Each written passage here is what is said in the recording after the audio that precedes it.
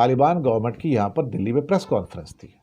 Press conference के अंदर जो हिंदुस्तान की जो लेडीज जर्नलिस्ट थी उनको बाहर कर दिया गया, उनको एंट्री नहीं दी गई। ये तो बहुत ही शर्म की बात थी।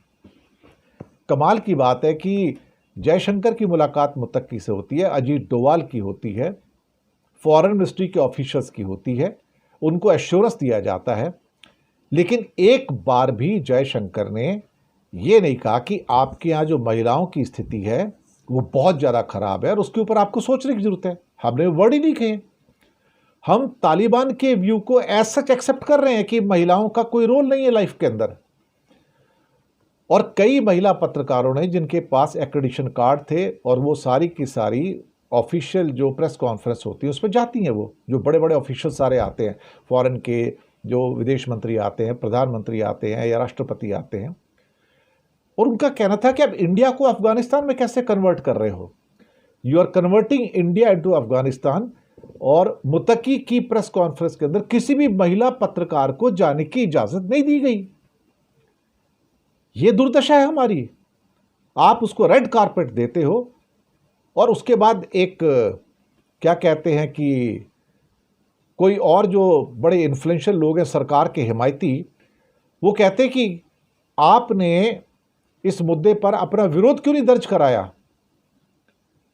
लेकिन मुसीबत सारी ये है कि विरोध दर्ज कराया गया, वहां पर काफी गर्मा गर्म बहस हुई, खासतौर से जहां प्रेस कॉन्फ्रेंस हो रही थी वहां पे जो सारे सिक्योरिटी के लोग थे, उन सिक्योरिटी वालों, वो तो इंडियन सिक्योरिटी गार्ड थे सारे, और वहां के दूतावास के गेट पर भी जो सिक्योरिटी गार्ड थे उन्होंने भी कोई बात नहीं सुनी, और उनमें से किसी भी महिला को वहां अंदर जाने की इजाजत नहीं दी गई।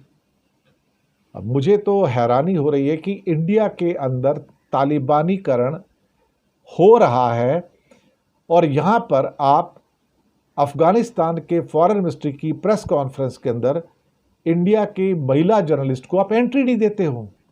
तो फिर बाकी जितने पत्रकार थे वहां पर, उन्होंने बायकॉट क्यों नहीं किया कि भाई आप महिलाओं को एंट्री नहीं दे रहे हो, आप काबुल बना रहे हो दिल्ली को। अब सवाल ये पैदा होता है कि जो आप काबुल में कर रहे हो वो आप दिल्ली में करना चाहते हो, और दिल्ली में करना चाहते हो तो क्या सरकार को ये कंडीशन नहीं रखनी चाहिए थी वहां पर? क्या भारत सरकार को ये कंडीशन नहीं रखनी चाहिए थी? क्या फॉरेन मिनिस्ट्री को कंडीशन नहीं रखनी चाहिए थी कि आप क्या कर रहे हो? हम अपने देश के अंदर ही जो एक तालिबानी जो रजीम है, जो कंट्रोल्स हैं, हम उसको फॉलो कर रहे हैं। भाई ये तो शर्मनाक बात है। हम दिल्ली को काबुल बना रहे हैं और ऊपर से हमारे हालात ये हैं कि उनको खुश करने के लिए, ताकि हम चाइना को साइडलाइन कर सकें, काबुल के अंदर हम उनके इशारों पे नाच रहे हैं और एक भी महिला पत्रकार को एंट्री दी वहां पे नहीं दी गई। This is something ridiculous, absolutely ridiculous कि इंडिया के अंदर ऐसा हो सकता है। आपको नहीं करना चाहिए था, आपको बोलना चाहिए था कि हम अलाउ नहीं करेंगे, आपको महिलाएं आएंगी, आपको बायकॉट करना है, आपको नहीं करना है प्रेस कॉन्फ्रेंस मत करो, लेकिन हम महिलाओं को भेजेंगे, पत्रकारों को।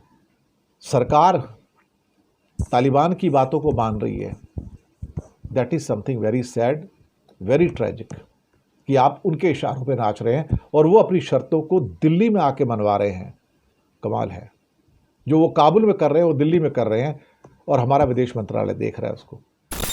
तालिबान के विदेश मंत्री की प्रेस कॉन्फ्रेंस से भारत की जो महिला पत्रकार थी उनको निकाल दिया गया, उनको अटेंड नहीं करने दिया गया, उनको बैन कर दिया गया, और भारत सरकार मूक दर्शक बनी हुई है। मतलब कितने कमजोर हैं आप मोदी जी, कितने कमजोर हैं आप जयशंकर जी कि आप इसके खिलाफ प्रतिकार नहीं कर रहे हैं। ऐसा होने दिया गया। और लानत है उन पुरुष पत्रकारों पर जो अपनी महिला साथियों के बैन होने पर भी उस पत्रकार वार्ता में बैठे रहे। क्या हो रहा है इस देश में? बातें तो बड़ी बड़ी हैं, बेटी पढ़ाओ बेटी बचाओ, और बेटी जब सशक्त होकर एक निर्भीक पत्रकार बने और विदेश मंत्रालय कवर करे तो उसको बैन करने पर चुप्पी साध लो। यही नहीं, अब तो खबर यह भी आ रही है कि भारत का जो डेलीगेशन था, ऑफिशियल डेलीगेशन, उसमें से भी महिलाओं को हटा दिया गया था। तालिबान की बातें हिंदुस्तान में क्यों मानी जा रही हैं? और एक बार सोचिए, अगर अभी विदेश मंत्री सुषमा स्वराज होती तो क्या ये मना कर देते उनसे बात करने के लिए?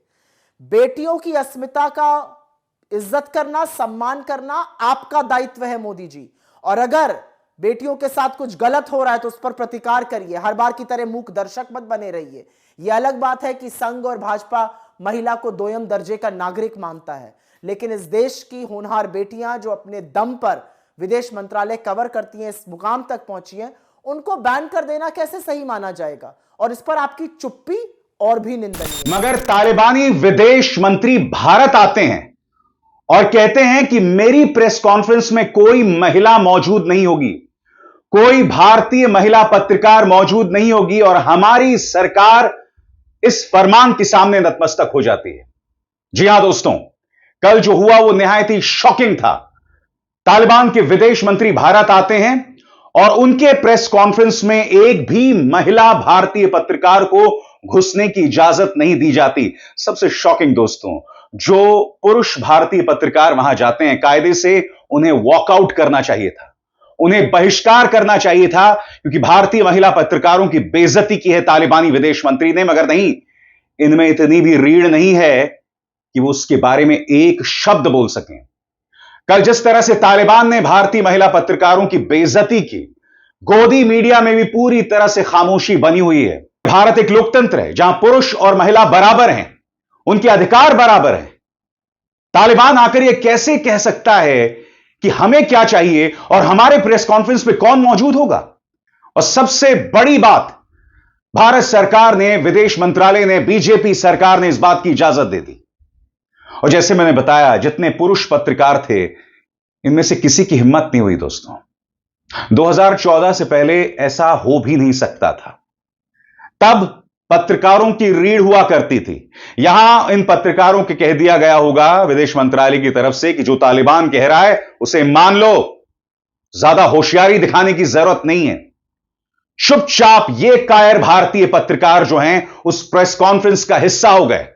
और सबसे बड़ी बात, ये वो भारतीय जनता पार्टी है जिसके नेता तालिबान के नाम पर न जाने कितनी राजनीति करते हैं, अपने ही देश के मुसलमानों पर प्रहार करते हैं, और यहां पर इनमें इतनी भी रीढ़ नहीं है कि तालिबानी विदेश मंत्री मुत्ताकी को कह सकें कि अगर प्रेस कॉन्फ्रेंस में महिला पत्रकार नहीं होंगी तो यह प्रेस कॉन्फ्रेंस नहीं होगा। क्या इनमें इतनी भी हिम्मत नहीं है? क्या भारतीय महिला पत्रकारों की इज्जत पुरुष पत्रकारों की निगाह में बिल्कुल भी नहीं है? क्या इसे बॉयकॉट नहीं किया जा सकता था? सुनिए महिला पत्रकार स्मिता शर्मा और सुहासिनी हैदर क्या कह रही हैं। सबसे पहले मैं आपको पढ़ के सुनाना चाहता हूं कि क्या कह रही हैं स्मिता शर्मा। किसी भी महिला पत्रकार को मुत्ताकी की प्रेस कॉन्फ्रेंस में नहीं बुलाया गया। विदेश मंत्री एस जयशंकर के शुरुआती बयान में या मुत्ताकी के साथ हुई बातचीत के बाद जारी संयुक्त बयान में अफगान लड़कियों और महिलाओं की भयानक हालात का भी जिक्र तक नहीं हुआ।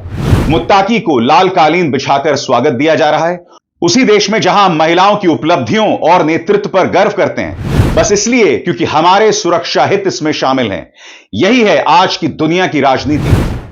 सुहासिनी हैदर ने क्या कहा है आपके स्क्रीन पर, वो कहती हैं, और भी ज्यादा शर्मनाक बात यह है कि तालिबान का विदेश मंत्री अपने साथ औरतों के खिलाफ उनकी घटिया और गैर कानूनी सोच लेकर भारत आ रहा है, और हमारी सरकार उसे पूरे सरकारी सम्मान और प्रोटोकॉल के साथ बुला रही है। यह व्यावहारिकता नहीं है, पूरी तरह से झुकना है। मैं फिर आपसे पूछना चाहता हूं दोस्तों, यह झुकना नहीं तो क्या है?